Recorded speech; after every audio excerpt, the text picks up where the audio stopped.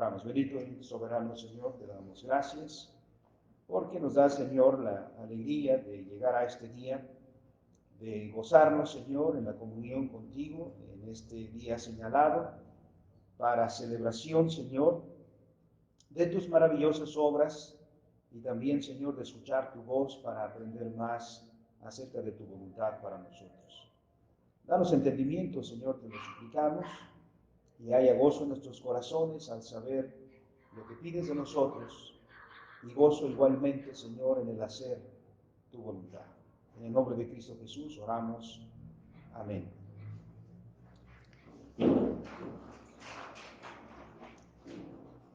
El domingo pasado iniciamos, hermanos, esta segunda parte del libro de Primera de Corintios, como mencionamos, pero nos detuvimos un momento para hacer la distinción que es muy adecuada para entender lo que el apóstol Pablo dice en adelante de este libro, pero también para corregir un error muy común en la iglesia de Jesucristo de estos días. Y es que, sin darnos cuenta, hemos sido formados, muchos de nosotros, en una manera de pensar que se llama dualista. ¿Por qué se llama dualista? Porque divide todas las cosas en dos. Divide toda la realidad en dos grandes esferas. La esfera de lo religioso y la esfera de lo secular. Y estas dos esferas se aíslan. Lo religioso no entra en lo secular busca que no entre en lo religioso. Y de esta manera, como si tuviéramos unos anteojos, pero cada cristal tuviera un color distinto, entonces hace que el cristiano vea la vida en esa separación. Incluso muchos buscan que esa separación sea muy enfática. Separar en nuestra vida lo secular, como puede ser el trabajo, como puede ser los estudios y otras labores. Y aparte, tengamos también en nuestra vida lo religioso. Y es a esta esfera de lo religioso a lo que pertenece la iglesia. Y en el mundo actual, esto se ha machacado tanto que hemos llegado a aceptarlo incluso ya, porque nos dicen que la religión está bien, ok, tú puedes creer lo que tú quieras, pero la religión es un asunto privado. Tú lo puedes practicar en tu casa, tú puedes leer tu Biblia en tu casa, orar en tu casa, o en el templo a donde tú vas. Pero Dios no tiene ya relevancia, ni su palabra tiene relevancia para la vida pública. Es decir, no puedes llevar a Dios y su palabra al salón de clases. No puedes llevar a Dios y su palabra al área política, al área económica, etc. Y sucede que así leemos las Escrituras. Y cuando leemos las Escrituras, interpretamos y aplicamos lo que ella dice solamente al aspecto religioso de nuestras vidas, como si tuviéramos dos señores, un señor de nuestra vida religiosa, que es Dios, y otro señor en el ámbito de nuestra vida secular. Alguien ha descrito ese estilo de vida como un estilo de vida esquizofrénico, ¿no? Es una tensión tremenda. Y el apóstol Pablo, por eso hemos dicho, para no caer en ese error, la primera parte ha hablado de la vida en su generalidad, porque los cristianos no debemos tener esa separación. El Señor nos redimió a todos, enfatizamos el domingo pasado, y todo le pertenecemos a Dios. En nuestra vida, dice el apóstol Pablo, que glorificar a Dios implica comer, beber, cosas sencillas. Entonces también tiene que ver el matrimonio, tiene que ver la justicia, tiene que ver Todo. Por eso el apóstol Pablo ha tratado tan diversos temas en los 10 capítulos previos, que tienen que ver con la vida. Porque ahí le servimos a Dios. Parte de todas las actividades que realizamos nosotros, porque son muchas las actividades, por ejemplo, tenemos obligaciones en la casa, tenemos labores domésticas, tenemos labores, valga la redundancia, laborales, es decir, trabajamos en la oficina, en la escuela, donde sea, estudiamos, esos son parte de nuestra vida, porque nuestra vida es una toda. Y parte de las actividades que Dios nos ha dado a hacer también están nuestros deberes cúlticos. La adoración, como es el día en el cual estamos. Por eso la ley del Señor dice, 6 días trabajarás y harás toda tu obra. No está diciendo esos son seculares. No, porque incluso la segunda tabla de la ley, los mandamientos 5 al 10, ¿de qué tratan? Tratan de los asuntos de la vida cotidiana, de esas labores que nos ocupan en los 6 días, ¿no? Honra a tu padre y a tu madre. No codiciarás, no dirás falso testimonio, etc. Eso tiene que ver con la vida cotidiana. Pero parte de nuestra vida entonces es la vida cúltica, la vida de adoración eclesiástica, diríamos hoy. Y por lo tanto, llegando a este punto, el apóstol Pablo también nos deja ver que en la iglesia de Corinto también había algunos problemas que tenían que ver con la celebración cúltica, la celebración del culto dominical. Y vemos, por lo que estamos ya iniciando, vemos que el primero de los temas con los que trata el apóstol Pablo es el decoro en las asambleas eclesiásticas, el decoro en el culto. Que esto podría abarcar mucho. Por ejemplo, de repente hemos dicho en algunas ocasiones a los jóvenes, a las señoritas, a los hermanos, a las hermanas, sobre la vestimenta, sobre cómo venir al templo en nuestra presentación. Tiene que ver con el decoro. Pero también hay otros elementos que tienen que ver con esto. Porque el decoro tiene que ver con la manera apropiada de conducirse en cierto lugar, en ciertas actividades. Entonces, el apóstol Pablo trata ese tema ahora, pero particularmente tiene que ver incluso con otro asunto. Ustedes ven ahí, estaba leyendo mi Biblia aquí y estaba viendo el subtítulo que le pusieron, no sé si sea el mismo para ustedes, como tema de este capítulo, de esta sección, atavío de las mujeres. Bueno, no está hablando del atavío todo, no está hablando del vestido todo, está hablando solamente del velo, de usar velo. Pero incluso va más allá, porque el verdadero asunto de este punto es la autoridad, el ejercicio de la autoridad y el reconocimiento de la autoridad del oficio. Ese es el tema de este capítulo, que se expresa de estas maneras, sí, pero debemos saber dónde está el asunto para saber por qué se desarrolla de esta manera. Entonces, bueno, ya nos hemos adelantado un poquito a decir cuál es el tema de este capítulo. Lo que el apóstol Pablo dice aquí, en el contexto en el que vivimos hoy, quizá a la primera lectura lo que vemos es de qué manera el apóstol Pablo dice, las mujeres sujétense al varón. Ahora, ¿qué sucede en el contexto nuestro actual si decimos eso? ¿No? En el contexto en el que vivimos, lo que dice el apóstol Pablo es atacado como algo pasado de moda, como algo ya anticuado. Incluso no faltarán los que califiquen al apóstol Pablo de misógino. Esa es una palabra muy característica de estos tiempos. ¿Qué es un misógino? Alguien que odia, o que rechaza, o que siente aversión a las mujeres, ¿no?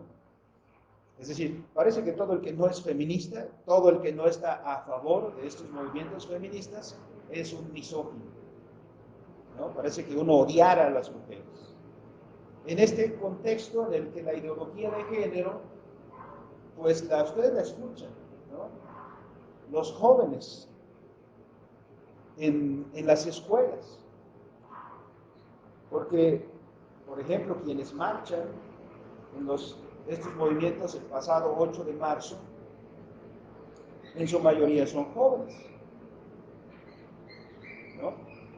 Entonces parecería que el apóstol Pablo fuera esto y que nosotros, al aceptar lo que el apóstol Pablo dice, nosotros mismos estamos fuera de tono con este contexto en el cual vivimos, ¿no? Y por eso no es raro que estos movimientos actuales ataquen al cristianismo. Y eso hay que advertirlo, hermanos. El cristianismo está bajo ataque. Así de claro, el cristianismo está siendo atacado por estas ideologías. Ahora, entraremos en una discusión, por eso decía al principio, en un tema difícil para nuestros tiempos hoy, por este contexto en el cual vivimos. Incluso al punto que en las iglesias, en algunas iglesias se está discutiendo ya desde hace algunos años atrás sobre la ordenación de mujeres a los oficios eclesiásticos. Y algunas iglesias ya lo han hecho, ¿no?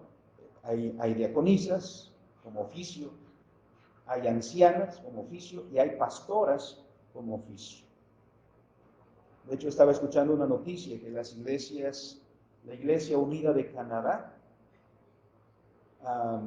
tiene una pastora, lo cual no es extraño, pero lo extraño es que se declaró atea, ya no cree en Dios, pero la iglesia siguió dejando que sea pastora.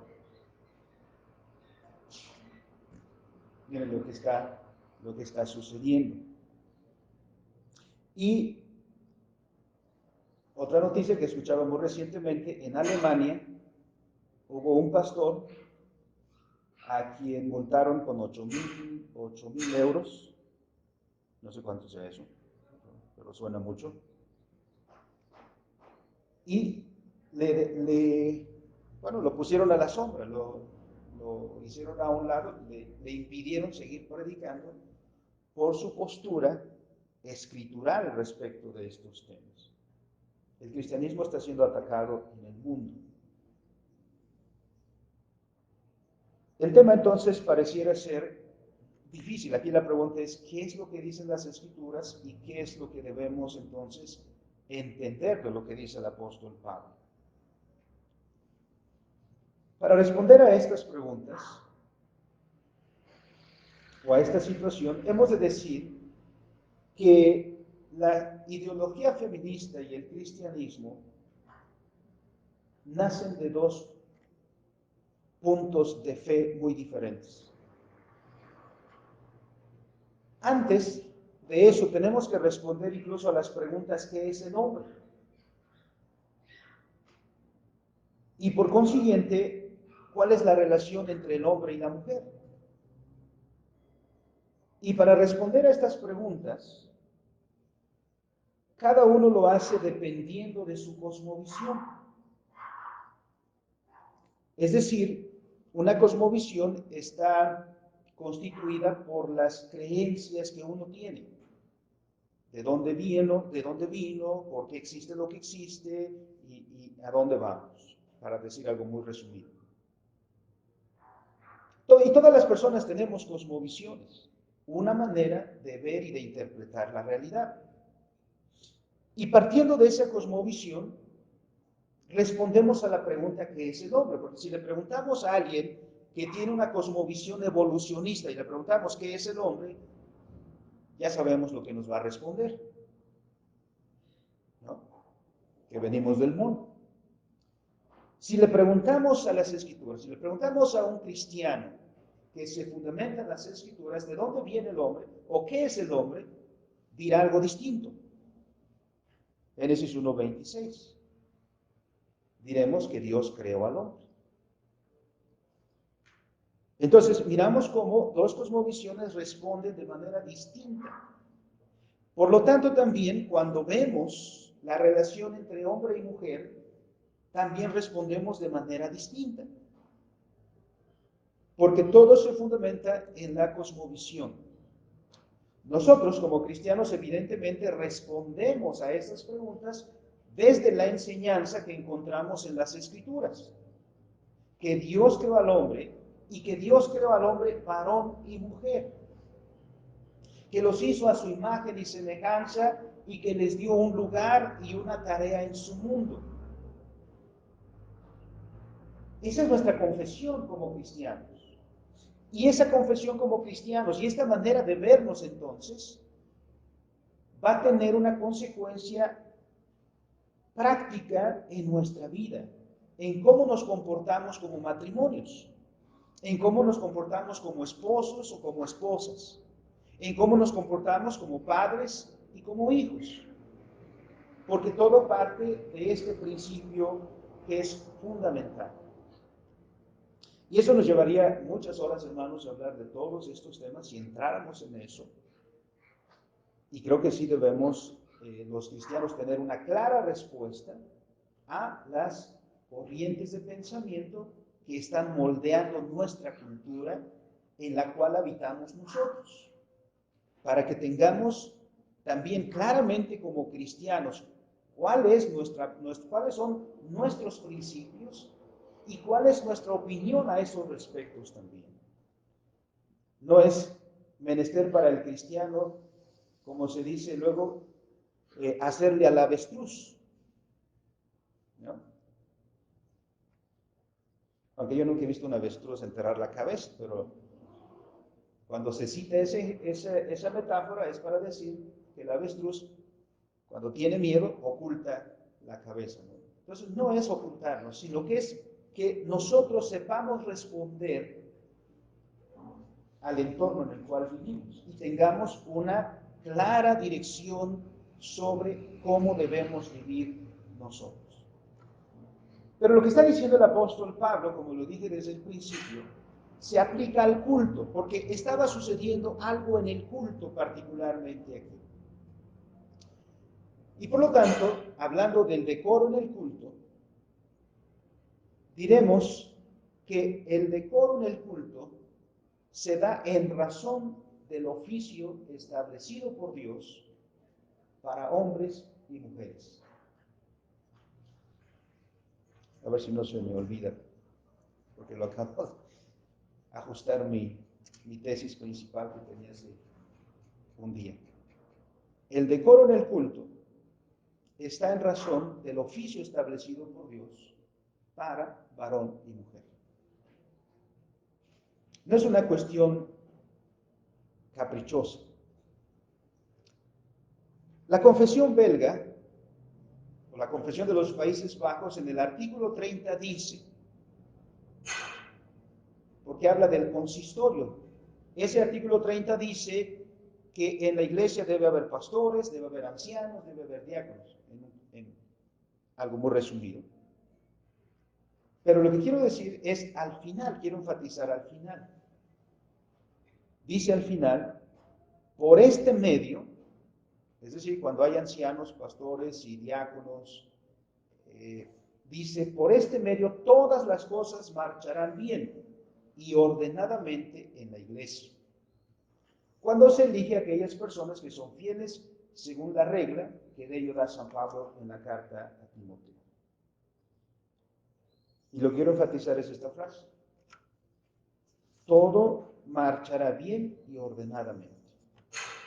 ¿Qué se necesita para que las cosas marchen bien y ordenadamente donde sea? Porque las cosas no necesitan solamente marchar bien, ordenadamente en el culto, sino también las cosas deben marchar bien y ordenadamente en la familia. Las cosas también deben marchar bien y ordenadamente en el trabajo. También las cosas deben marchar bien y ordenadamente en la escuela. ¿Qué se necesita para eso? Para que las cosas marchen bien y ordenadamente.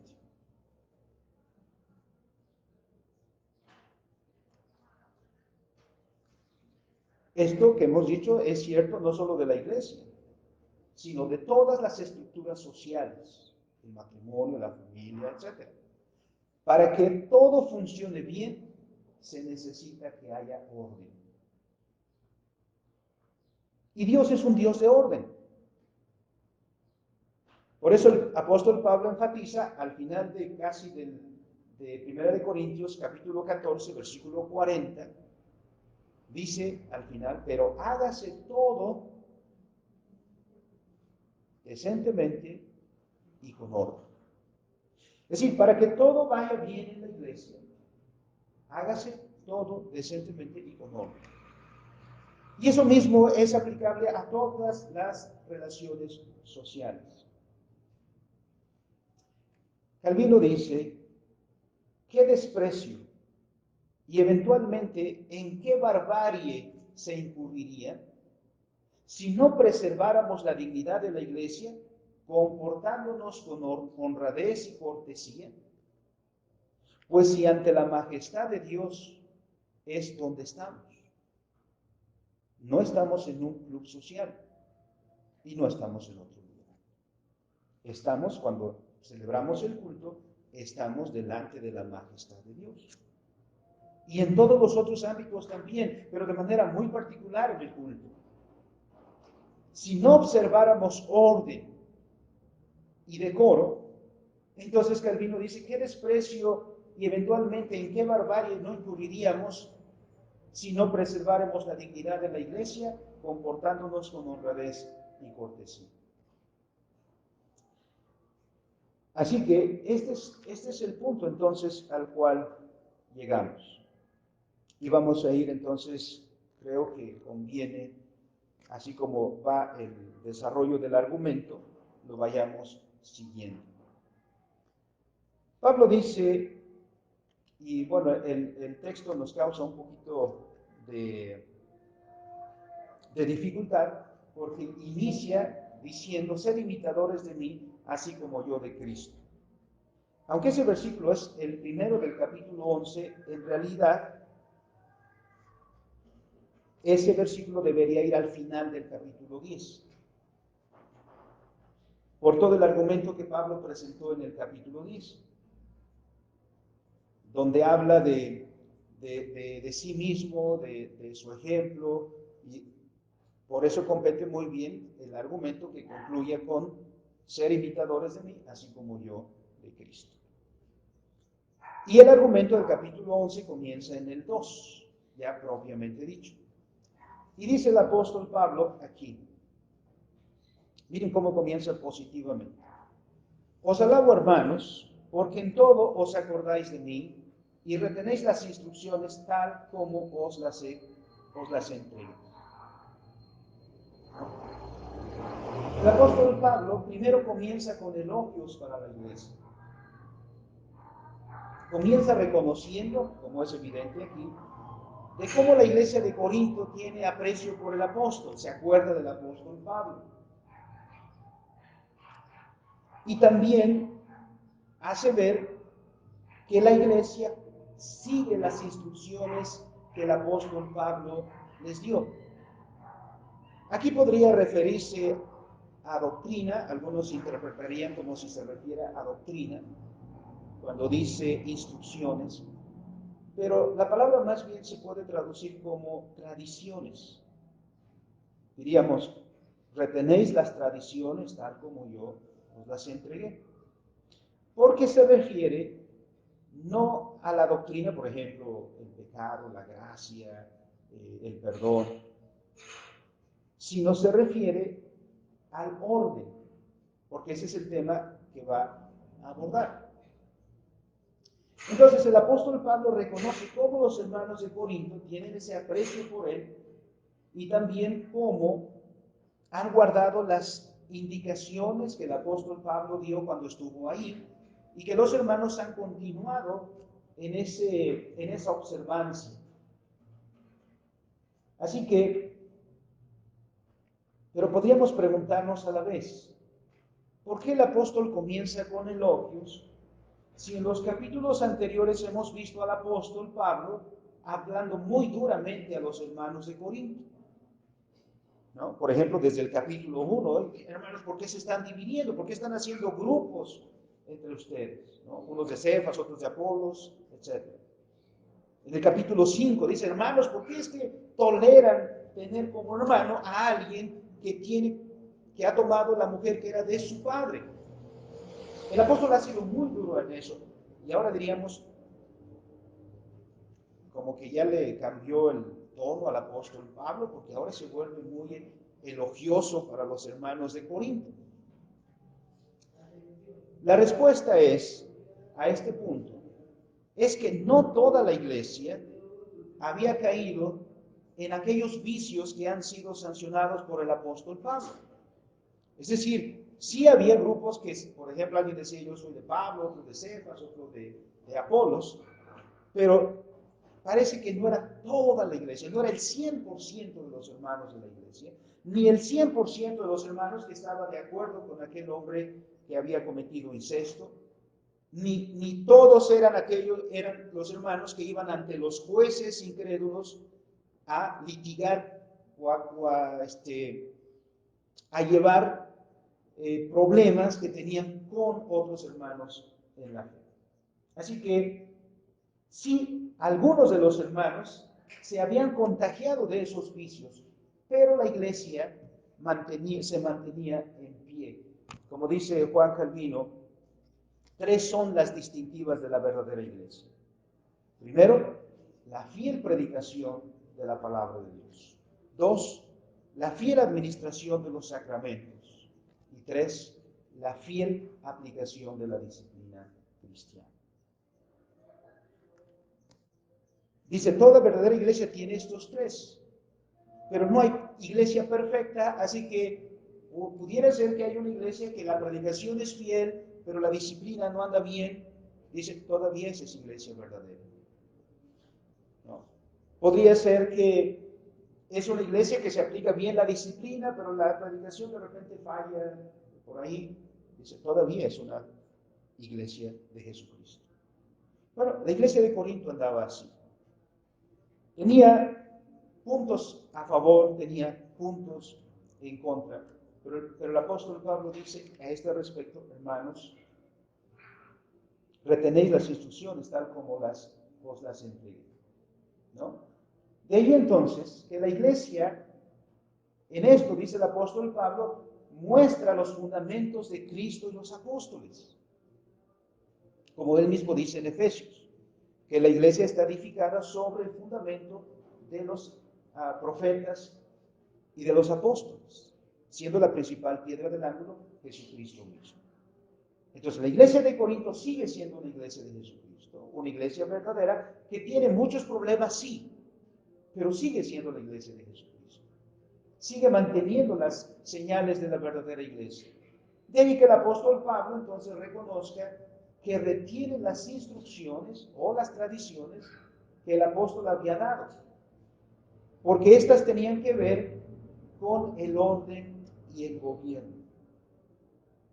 Por ejemplo,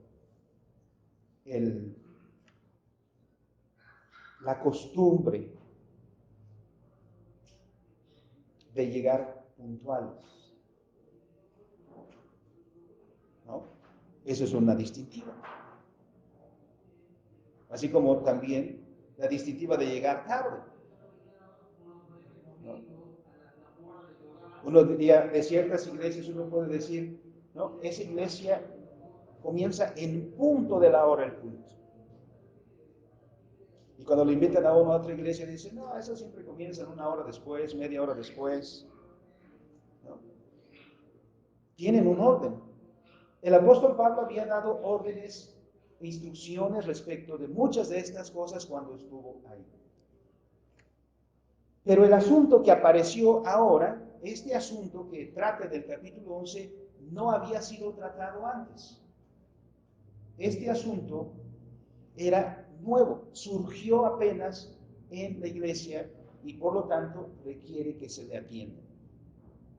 Dicho esto, vamos al versículo 3. Entra el apóstol en el tema. Pero quiero que sepáis que Cristo es la cabeza del varón, y el varón es la cabeza de la mujer, y Dios la cabeza de Cristo. Aquí conviene aclarar algunos términos, porque están siendo usados en un sentido muy importante. Miren cómo está, digamos, parecería una jerarquía, ¿no? Hay una lista, pongámoslo en orden. Hasta arriba está Dios, como la cabeza de todas las cosas. Después, Cristo.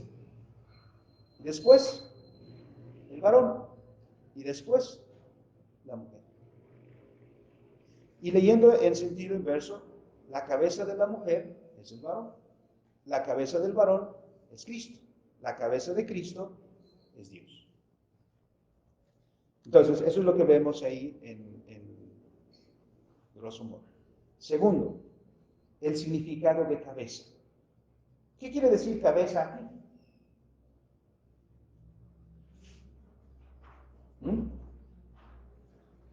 Quiere decir autoridad. Entonces diríamos, la autoridad de la mujer es el varón. La autoridad del varón es Cristo. La autoridad de Cristo es Dios. Ahora, el problema aquí es concluir que esto nos da una jerarquía. Que la mujer es inferior al varón, que el varón es inferior a Cristo, que Cristo es inferior a Dios. Porque por lo menos tendríamos dos problemas. Primero, la Trinidad. Si dijéramos que la segunda persona de la Trinidad, que es el Hijo, fuera inferior al Padre. Y por las Escrituras entendemos que el Padre y el Hijo son igualmente eternos, igualmente Dios, con todos los atributos de la divinidad. Es decir, el Hijo no es inferior al Padre, es igualmente Dios.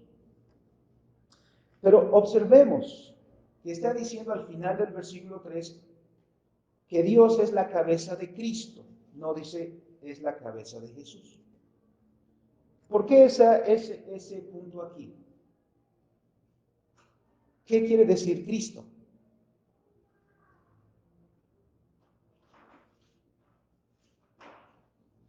Cristo no es un nombre propio, como Juan, como Pedro, como Jorge. Cristo designa un oficio. Por eso en las Escrituras vemos en los Evangelios decir, por ejemplo, Él es Jesús, el Cristo. ¿No? Es como si dijéramos, Él es el hermano Josué, el comerciante. ¿No? El segundo no es su nombre, designa su oficio. Entonces, no se trata de decir que las personas, sobre todo hombre y mujer, inherentemente uno es inferior al otro, sino es cuestión de oficio, de vocación, de llamamiento. ¿Por qué? Porque si vamos a las Escrituras más atrás, en Génesis 1, particularmente Génesis 1, versículo 27, donde Dios dice, bueno, dice en el 26, hagamos al hombre conforme a nuestra imagen, conforme a nuestra semejanza, y señoree en los peces, en las aves, etc. ¿Qué dice el versículo 27?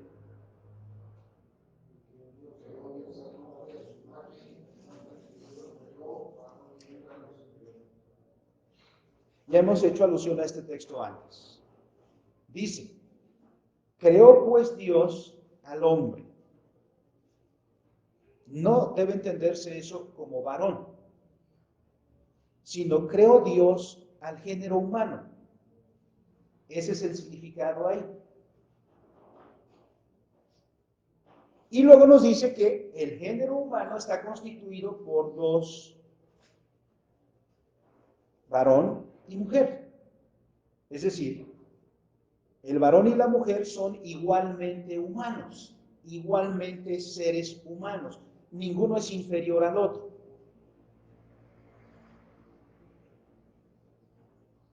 ¿No? Eso es muy palpable ahí. Ahí no dice que la mujer es inferior. Ahí no dice que el hombre es superior, simplemente dice, los creó a los dos igual. Y los dos son imagen de Dios. No es que el varón sea más imagen de Dios y el hombre, la mujer menos. No. Muchos padres de la iglesia se equivocaron en eso. Sí, hay que decirlo. En la historia de la iglesia no ha hecho justicia siempre a las mujeres. Y sí, la iglesia también ha hecho muchas cosas negativas a lo largo de la historia. Hay que reconocer nuestros errores, ¿no? Porque hemos en momentos sido influenciados por ideas no cristianas.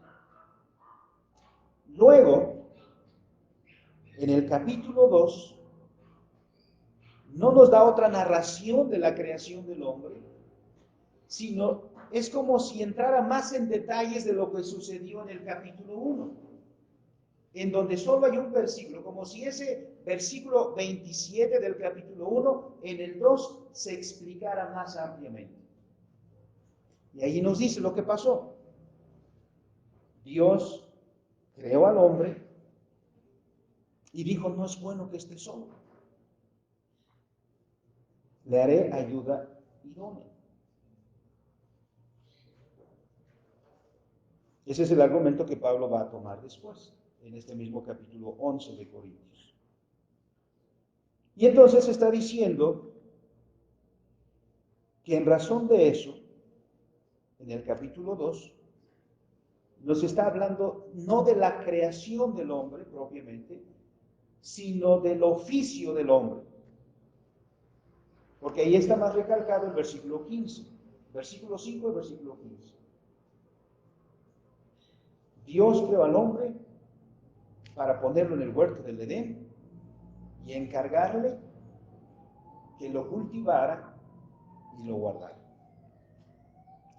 Y ahí aparece la distinción entre hombre y mujer, que es puesta por Dios, no por nosotros. Ahí está lo que hemos mencionado del orden establecido por Dios, que es Él el que lo está colocando. Dice el versículo 3.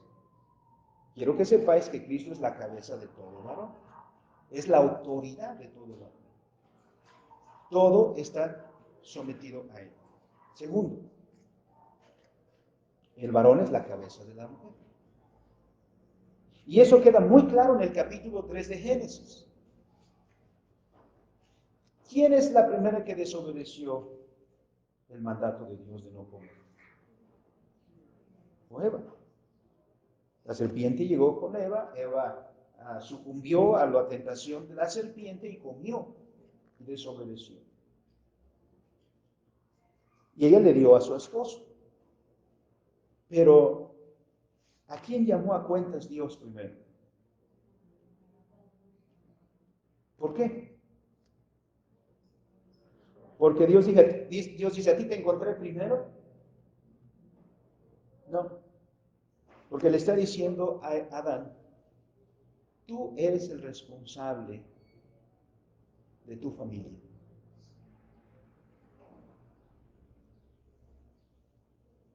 Y aquí compete también que digamos algo respecto a la autoridad, porque hay un sentido de autoridad que los cristianos debemos corregir. Estamos en tiempos electorales y miren, hermanos, esto que estamos viendo en los promocionales, en el juego político, es terrible. Hay una lucha por el poder. ¿Qué es lo que buscan todas estas gentes? O los que están detrás de ellos.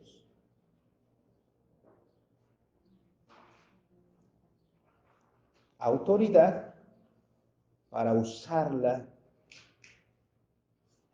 de manera que ya sabemos cómo la usan, ¿no? Así que existe la idea de que alguien está en autoridad para hacer lo que se le dé la gana. Que alguien está en autoridad para imponerse a los que están a su cuidado, ¿no? Para gritarles a los que están bajo su autoridad. Esa es una idea pagana. Esa es una idea atea. Cuando vamos a las Escrituras, la autoridad que Dios da en oficio es autoridad para servir. Y miren lo que hizo el Señor Jesucristo. Recordamos en la Semana del Señor, la Semana Santa, que el Señor, siendo el Maestro, tomó un balde con agua y una toalla, ¿y qué hizo con sus discípulos? Les lavó los pies. Y él dijo, si yo siendo su maestro, ¿no? Y haciendo uso de autoridad, no le decía a Pedro, oye Pedro, me duelen los pies, ¿me das un masaje? ¿No? No decía, oye Pedro, vete por los higos, ¿no? O Juan, y tú vete por los refrescos. Y Tomás, ¿no? Tú tráete los panes. El Señor Jesucristo dice, ¿ven lo que yo he hecho? Lo que yo he hecho es servirles a ustedes. Cuando los discípulos también se peleaban entre ellos diciendo, oye, el Señor dice que va a venir en su reino. Y dicen, Señor, ¿quién va a tener ahí? ¿Quién va a ser cuando tú vengas en tu reino, quién va a ser el más? ¿No? Porque ustedes ven otra vez aludiendo a la política, ¿no? Cómo se pelea la gente por estar ahí al lado del presidente. Casi se dan codazos entre ellos para decir, yo estoy aquí. En términos de las Escrituras, la autoridad se da por el oficio y se da para servicio. El Señor Jesucristo por eso les dijo a los suyos, el que quiera ser mayor en el reino de los cielos, ¿qué tiene que hacer primero? Servir. Por eso también el Señor Jesucristo dijo, mi reino no es de este mundo. Es decir, no es como el de Pilato, el de Herodes, cómo manejan ellos la autoridad. No, mi reino no es de este mundo. Mi reino es espiritual. ¿Qué quería decir? En esta obediencia a Dios. Donde quiera que haya obediencia a los mandamientos de Dios, ahí está el reino. Ahí está siendo obedecido nuestro Señor Jesucristo. Por eso cuando vemos en Efesios capítulo 5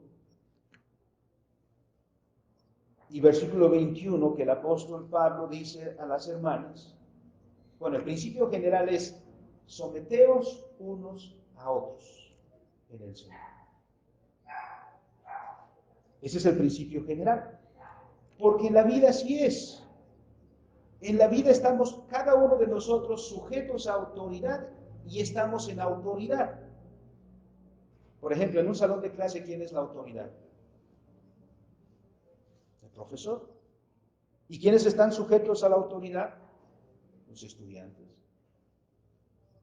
En un taller mecánico, por ejemplo, ¿quién es la autoridad? ¿No?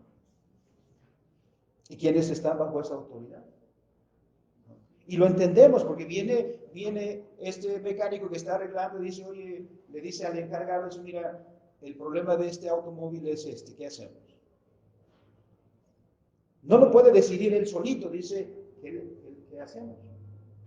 Entonces vemos como en todas las relaciones reconocemos la autoridad y nos sujetamos a la autoridad. Porque ese es el principio. En todas las relaciones Dios ha puesto ese orden para que todo funcione adecuadamente. El problema es el corazón pecaminoso que pervierte el oficio y pervierte la autoridad del oficio. Así que lo que está diciendo el versículo 3 es que hay un orden de oficio. Porque Cristo está sometido al Padre por el oficio. ¿Por qué? Porque está hablando como nuestro Redentor, como el Mesías, como el Cristo, el mediador. ¿Cómo oraba el Señor Jesucristo en Getsemaní? Lo oraba de esta manera. Padre, si puede pasar esto, ¿qué pasa? Lo dice como si no supiera si el Padre sí iba a querer o no. Si lo ve desde su angustia como nuestro mediador. Pero dice, no se haga lo que yo quiero, sino lo que tú quieres. Se somete al Padre. El Señor Jesucristo vino a hacer todo lo que el Padre le dijo que hiciera. Por eso en San Juan 17 leemos que el Señor, al término de su ministerio, dice, Señor, he hecho todo lo que me diste que hiciese. Y aquí están los que me diste, ninguno se perdió. En otras palabras, está diciendo, he cumplido la misión.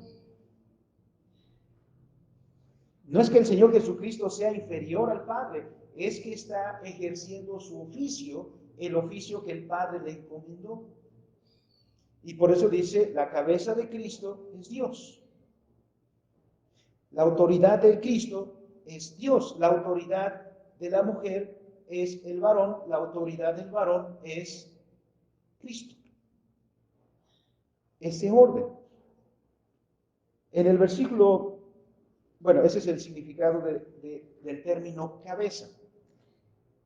Ahora, ese orden o este principio que Dios ha establecido, aplicado a la iglesia, en el culto oficial, dice, todo varón que ora o profetiza con la cabeza cubierta, afrenta su cabeza.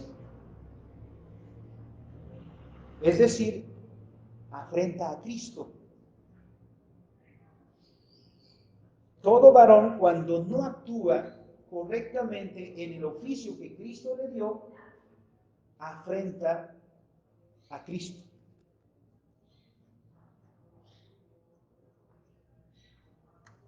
Dice el versículo 5, pero toda mujer que ora o profetiza con la cabeza descubierta afrenta su cabeza. ¿A quién? Al varón, que es su autoridad. Porque lo mismo es que si se hubiese rapado. Porque si la mujer no se cubre, que se corte también el cabello. Y si le es vergonzoso a la mujer cortarse el cabello o raparse, que se cubra. Porque el varón no debe cubrirse la cabeza, pues él es imagen y gloria de Dios, pero la mujer es gloria del varón. ¿Por qué afrenta aquí a la cabeza? ¿No? Es decir, la mujer puede afrentar si no hay un comportamiento decoroso, afrenta a su cabeza, que es la autoridad, su esposo, o el varón. Y si el varón no tiene un comportamiento decoroso, afrenta a su cabeza, a su autoridad, que es Cristo. ¿Por qué? Aquí dice,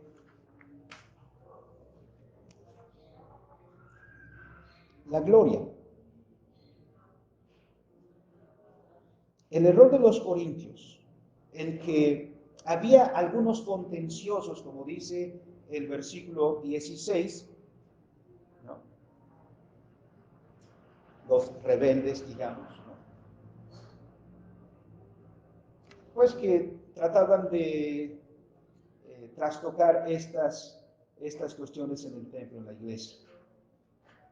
El error de los corintios se da en la medida que se rompe el decoro, es decir, el comportamiento adecuado, y se rompe la distinción del rango que Dios ha establecido, que es la distinción del oficio. Miren lo que dice el versículo 12. Porque así como la mujer procede del varón, también el varón nace de la mujer, pero todo viene ¿de dónde? Todo procede de Dios. Vemos cómo el apóstol Pablo hace esta distinción que hemos visto en los versículos 4, 5 y 6. Y después, en el versículo 8 también, dice, porque el varón no procede de la mujer, sino la mujer del varón. Es decir, Génesis 2. Y tampoco el varón fue creado por causa de la mujer, sino la mujer por causa del varón, ¿no? La cuestión de la soledad. Por lo cual la mujer debe tener señal de autoridad sobre su cabeza, por causa de los ángeles. Pero luego va a este punto, pero en el Señor ni el varón es sin la mujer, ni la mujer sin el varón. Para que veamos que es una cuestión de oficio, no una cuestión inherente a la propia existencia nuestra, sino es una cuestión de oficio. Miren, el hermano Siesma pone un ejemplo en este sentido. Supongamos que en una familia hay un padre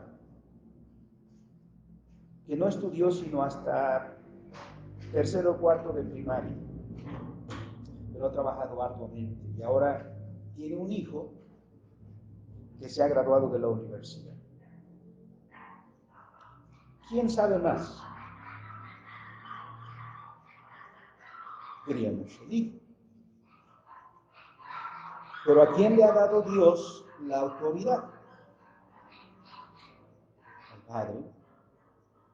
De manera que el hijo podría tener 2, 3, 4 doctorados, pero el Padre sigue siendo el Padre. Y el hijo sigue bajo el mandamiento de honra a tu padre y a tu madre. Eso es lo que está aquí. No es una cuestión de denigrar a la mujer, de humillar a la mujer, porque todo varón que hace eso está pecando, hay que decirlo. Está actuando en contra de la voluntad de Dios. Incluso la autoridad está establecida para cuidar. Por eso Efesios 5 dice, esposos, amen a sus esposas, cuídenlas. ¿Y cuál es el ejemplo que nos pone? El de Cristo, ¿no? Así como Cristo amó a su iglesia y se entregó por ella, así también ustedes. Así que al decir lo que hemos dicho antes, no estamos suscribiendo el machismo. No, el cristianismo no es machista. Esa conclusión es errónea. El cristianismo establece el orden o respeta el orden establecido por Dios, que a cada uno de nosotros nos ha dado un lugar para que obedezcamos en los términos que Dios ha establecido para que todas las cosas funcionen bien. Por estos últimos versículos que hemos leído, ¿no? Así que la cuestión tiene que ver con el orden que Dios ha establecido. El hombre tiene autoridad y la mujer está bajo esa autoridad, pero no es por la fuerza. Efesios 5:21, como ya hemos dicho, el Señor da el principio: someteos unos a otros. O, si recuerdan, Romanos 13, sométanse a toda autoridad, porque toda autoridad es establecida por Dios. Y no le dice al hombre, somete a tu mujer, le dice a la mujer, sométete a tu marido en el Señor. Es decir, es el reconocimiento del orden establecido por Dios. Por eso el ejemplo, aunque el hijo pueda decir, yo sé más que mi papá, estoy más alto que mi papá, estoy más fuerte que mi papá. Bueno, sí, con todo eso, pero sométete a tu papá. Porque ese es el orden que Dios ha establecido. Igual aquí, reconocemos el orden que Dios ha establecido, ¿no? Igual en el salón de clases. Puedes adelantar a tu profesor. Hay estudiantes que son brillantes y sobrepasan a su profesor y estudian mucho, investigan y hacen todo eso. Sí, pero tu profesor es tu profesor. Respeta la autoridad. Y cuando se respeta esa autoridad, entonces, dice el apóstol Pablo, se expresa en la vivencia cotidiana. Y en conclusión, les estaría diciendo a los hermanos, dejen de estar haciendo provocando ese caos en el culto. Y la aplicación del capítulo 14, versículo 40, hermanos, hagan todo decentemente y con orden, en el orden que Dios ha establecido. Y como he dicho, esto se aplica a muchos otros ámbitos, pero el problema en Corinto era este específicamente. Podríamos aplicarlo a otros menesteres en la iglesia. Y es nuestro deber reflexionar sobre eso, para que toda nuestra conducta delante de Dios sea decorosamente. Que en todo lo que hagamos en el culto a Dios, pero también en todos los otros ámbitos, sea en esa manifestación del reconocimiento del orden que Dios ha establecido, asumiendo nuestro deber, nuestra vocación delante de Dios, y de esa manera todo funcionará bien. Hay mucho más que decir de este capítulo, hermanos, pero el tiempo siempre nos apremia. Seguiremos abordándolos, porque hay otros dos pasajes que no son de este capítulo, de este libro. El otro leímos en 1 Timoteo, capítulo 2, y uno más en Efesios, que hemos hecho referencia también. Pero que las palabras que hemos escuchado nos refieran, y yo sé que probablemente lo que hemos dicho ha levantado más preguntas que respuestas, sobre todo en el contexto en el que vivimos, pero es nuestro deber precisamente reflexionar con base en las Escrituras para responder a lo que se está diciendo hoy en día y establecer la dirección que marcan las Escrituras. Que el Señor nos ayude en todo eso, nos bendiga, y comencemos por manifestar ese decoro en la casa de Dios, en la celebración del culto, que es celebrado delante de nuestro Dios. Vamos a orar. Bendito y soberano Dios, te damos gracias en esta hora. Tu palabra nos guía, Señor, en todos los ámbitos de nuestra vida. Tuyos somos en todo nuestro ser, y tu palabra establece la dirección, los principios para todo cuanto debemos hacer como seres humanos, y específicamente como varones y como mujeres, y también, Señor, en los diferentes ámbitos donde nos desempeñamos. En la casa, en el matrimonio, en la familia, en la escuela, en la oficina, en la empresa, en todas partes, Señor, donde tú nos has dado el poder desempeñarnos. Y en todo eso, Señor, observar los lineamientos que tienes para nosotros, de manera que en todo sea observado el orden y la decencia que tu palabra dice que debemos manifestar. Ayúdanos, Señor, a entender todas estas cosas y a reflexionar sobre las implicaciones que estos principios bíblicos tienen, Señor, en nuestra vida, sobre todo ante las ideologías que nos rodean y que atacan constantemente, Señor, a todos nosotros, y que podamos tener, Señor, la dirección de tu palabra para todo eso. Danos, Señor, sabiduría, te lo rogamos en el nombre de Cristo Jesús. Amén.